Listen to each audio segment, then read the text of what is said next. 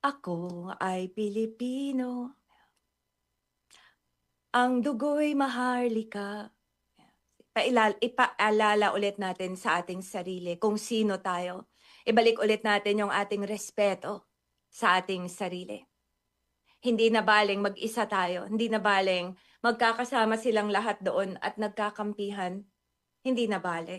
Basta't alam mo na tumatayo ka sa kung saan marangal, kung saan tama.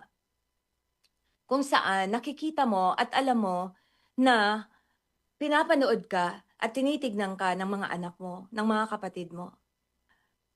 Mga kaibigan, lagi tayong tinitignan ng ating mga anak at mahalaga na makita nila kung anong halimbawa ang tutularan nila pagdating ng araw.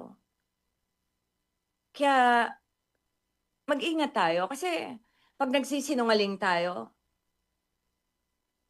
'pag nanlalamang tayo at nakikita at nalalaman ng mga anak natin 'yan, iisipin nila na, okey lang pala, ginagawa nga ng tatay ko, eh.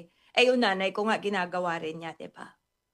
Puwede mong ipaliwanag na, "Anak, mahirap kasi tayo, wala tayong choice." Hindi po, may choice tayo lagi.